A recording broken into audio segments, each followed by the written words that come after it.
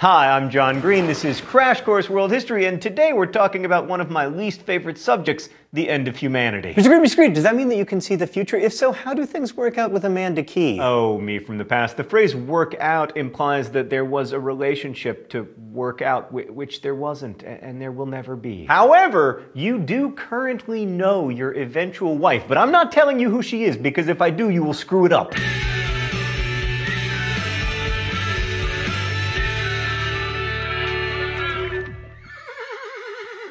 So we're not going to look at the actual end of humanity today. We're going to learn about a theory about the downfall of civilization. And unlike all the true theories, this one doesn't involve aliens or robot aliens, but it is related to environmental catastrophes of the man-made variety. Today we're going to look at population and the most persistent theory about population growth and its effect on humanity, the one proposed by Thomas Malthus. And what's amazing about the persistence of this theory is its complete lack of connection to actual human history. Alright, so in 10,000 BCE, fewer than 1 billion people lived on Earth. Nearly 12,000 years later, around 1800 CE, human population had grown to still under 1 billion. And about that time, an Anglican minister named Thomas Malthus wrote an essay on the principle of population that explained why this slow population growth was the way things were always going to be. Malthus saw the growing number of poor people on the English streets, and he did what any reasonable thinker would do. He analogized them to rabbits. He reasoned that the same forces that checked the population of rabbits would limit humans too. Predators, harsh weather, epidemics, and starvation. Now, it turns out that humans have ways of dealing with predators. We killed all the lions. And also, we've got this amazing way of dealing with harsh weather that rabbits have never figured out, called clothes. Not to even get into fire and housing. So that leaves us with alien predators, disease, and starvation as the big obstacles. Okay, we're going to address these one at a time. First, Arnold Schwarzenegger already took care of the alien predators.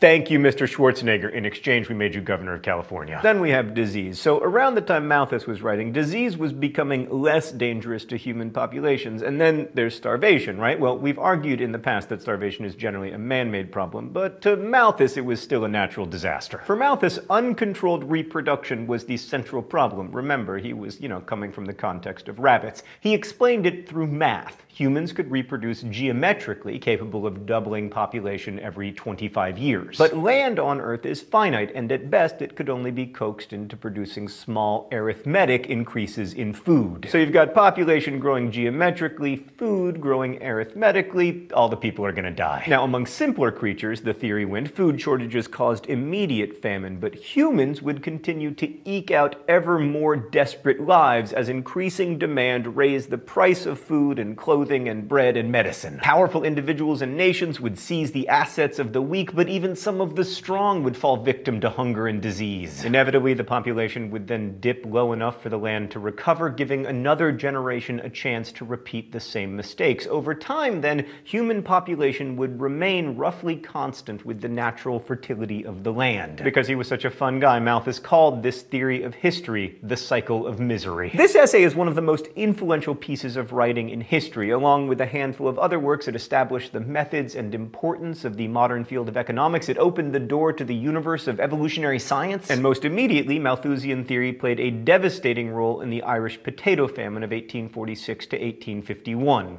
Let's go to the sure-to-be-depressing thought bubble. Nearly 1 million Irish people died of starvation, disease, and violence during the famine, which was triggered when a fungus wiped out the one strain of potato grown in Ireland. Had Ireland's poor population had access to the thousands of other varieties of potato or aid to purchase more expensive crops, the suffering may not have been as terrible. But official English policy toward Ireland, as determined by its colonial master Charles Trevelyan, was to give no aid nor allow anyone else to give it either. He blocked American ships filled with corn from reaching the island. He allowed Irish farms that grew crops other than potatoes to sell them straight to England. Now, hundreds of years of anti-Irish Catholic hatred were the roots of England's cruel policies, but Malthusian theory also played a role. In the century before 1846, Ireland's population had grown significantly, and many English thinkers saw the famine as an outcome of Malthus's predictions. From this point of view, providing food or aid to the Irish was futile. It could only delay the cycle of misery until its downward swing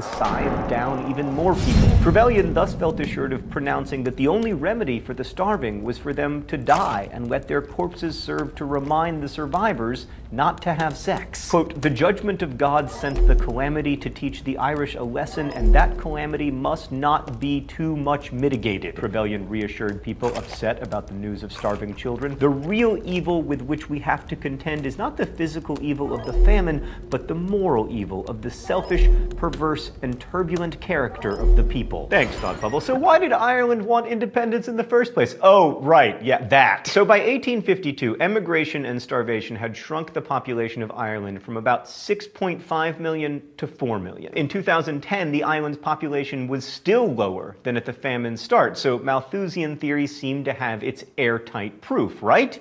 Well, no. In fact, even as Malthus was writing, the curve of human population growth was beginning to slope upward. The increase in population was so gradual that all Malthus noticed of it were the outliers, the poor clinging to life. But the growth in the number of human beings was far more permanent than Malthus ever imagined. In fact, it was unstoppable. From 1750 to 1850, right when Malthus was alive, the number of humans on Earth grew by 500 million people, from about 800 million to 1.3 billion. By 1960, the population reached 3 billion, and since then, the world has added 1 billion humans roughly every 15 years. Sometime in 2009 or 2010, the United Nations estimates that the Earth's 7 billionth person was born. And consider that contrast. At the very moment that Malthus was writing that it was impossible, human population was beginning its rocket-like acceleration. So what did he miss? Well, Malthus was like an A+ student in the subject of human existence. He was right for like 95% of history, but it turns out grades aren't a super accurate predictor of success in life. Malthus should have looked past prominent disasters like the potato famine and recognized that 2 major revolutions in food production were occurring while he was alive.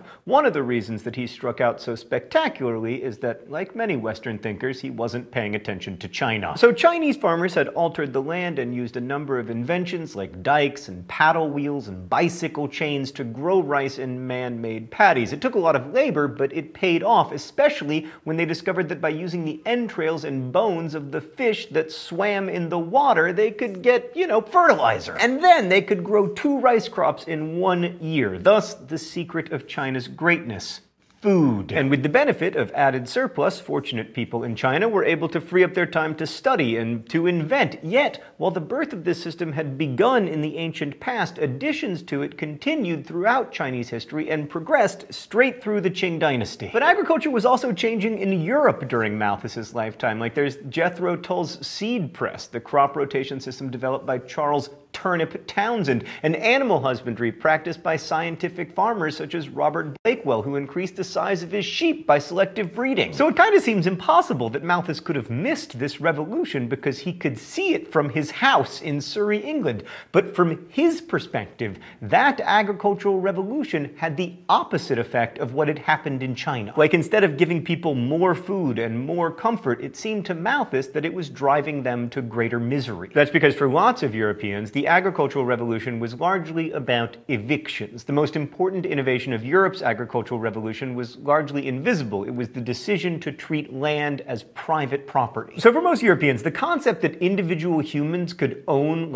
land was a foreign concept. Even as late as 1500, most of Europe conceived of land as rightly belonging solely to its creator, God. And then gods anointed on earth, kings and the church, could parcel out packets of land to people they chose, but any land not specifically granted to a landlord remained open to anyone who wanted to use it. This open land was called the commons, and in parts of Europe it made up more than half of the territory. But then, around 1100 CE, British monarchs found themselves perpetually strapped for cash, and they needed new taxes. So in return for voting for tax increases and gifts, the crown granted enclosure acts to rich Englishmen, giving them the right to fence off the commons and claim it as their own. So the people who'd used that land to graze animals or cut wood or grow crops could be forced off of it, and for the first time, richer people could maintain miles of fenced-in property to pasture their sheep or dig mines. Meanwhile, the dispossessed, deprived of their opportunity to grow or hunt their own food,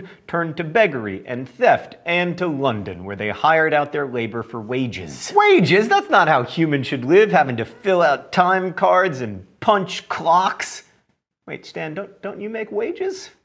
Oh, it's horrible. Myself, I live off the land. If I can't grow it, I won't eat it. So by the time Malthus was a young man, things weren't great for the poor and dispossessed. So it's a small wonder that Malthus only saw the downside of the agricultural revolution. Only through historical hindsight do we know that private property accelerated incentives to experiment with new methods of food production, which dramatically increased the amount of food produced. Like before enclosure, it wouldn't have made sense for someone to buy a seed press and plant neat rows of seeds because anybody with a cow could have trampled on them an hour later. The lower food prices created by more food supply began to ease the cycle of misery that Malthus described, although only just barely. So in fact, agricultural innovations proved that Malthus was almost entirely wrong. So why is he still influential? I think because there's a very seductive logic to the idea that resources, especially food, are finite. I mean, we live on one planet that has a certain amount of arable land, and surely at some point humans will suck up all of the resources. And this is especially true in the age of global climate change. In 2014, the UN Intergovernmental Panel on Climate Change issued a report that warned of the potential for warmer temperatures to restrict food supplies in the face of growing demand. In fact, it claimed that rising temperatures had already diminished wheat production by 2% per decade, while demand for food was rising at 14% over the same period.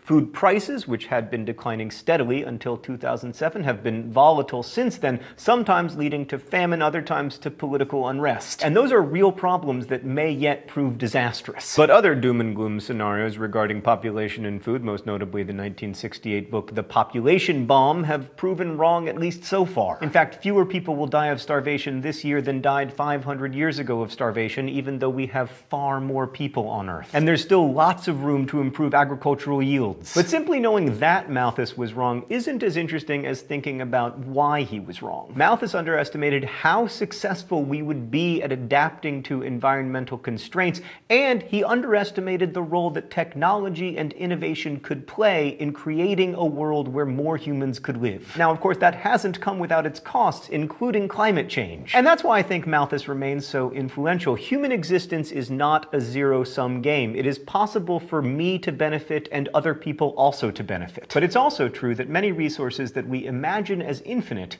aren't. Thanks for watching. I'll see you next week. Crash Course is filmed here in the Chad and Stacy Emigholt studio in Indianapolis, and it's possible because of your support through Subbable.com and also all of these people who make it. Subbable is a voluntary subscription website that allows you to support Crash Course directly so we can keep it free for everyone forever. Thanks to all of our Subbable subscribers. If you want to support Crash Course, you can also get like t-shirts and posters and DVDs. Okay, thank you again for watching. And as we say in my hometown, don't forget to be awesome.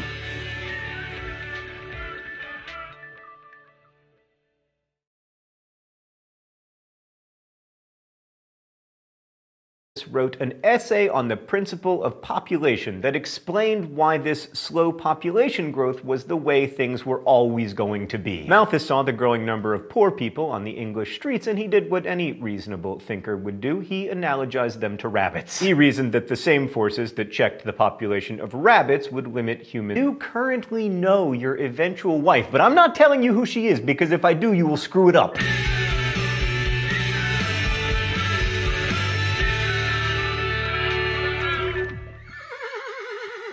So we're not going to look at the actual end of humanity today. We're going to learn about a theory about the downfall of sense of this theory is its complete lack of connection to actual human history. Alright, so in 10,000 BCE, fewer than 1 billion people lived on Earth. Nearly 12,000 years later, around 1800 CE, human population had grown to still under 1 billion. And about that time, an Anglican minister named Thomas Malthus civilization. And unlike all the true theories, this one doesn't involve aliens or robots or robot aliens, but it is related to environmental catastrophes of the man-made variety. Today, we're going to look at population and the most persistent theory about population growth and its effect on humanity, the one proposed by Thomas Malthus. And what's amazing about the persistence... Hi, I'm John Green, this is Crash Course World History, and today we're talking about one of my least favorite subjects, the end of humanity. Mr. Green, does that mean that you can see the future? If so, how do things work out with Amanda Key? Oh, me from the past. The phrase work out implies that there was a relationship to work out, which there wasn't, and there will never be. However, you do